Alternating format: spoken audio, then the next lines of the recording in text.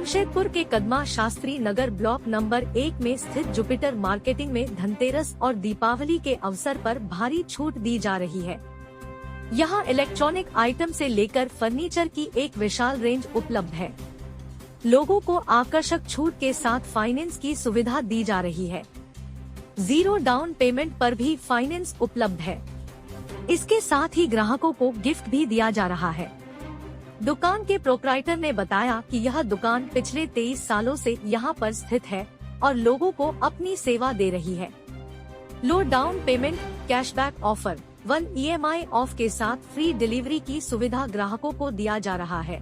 दुकान में काफी भीड़ हो रही है और लोग इस छूट का फायदा उठा रहे हैं।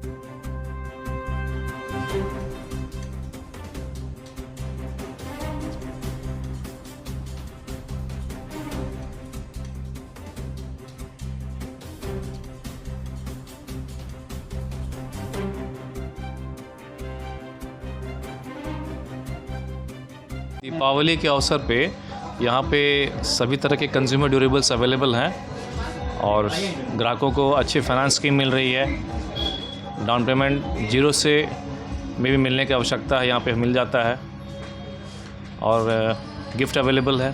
शॉप का नाम क्या है? शॉप का नाम जुपिटर मार्केटिंग, कहाँ पे है? Shastri Nagar block number 1 Kadma. कब से बिजनेस है? ये फॉर द पास्ट 23 ईयर्स, 23 साल से है ये।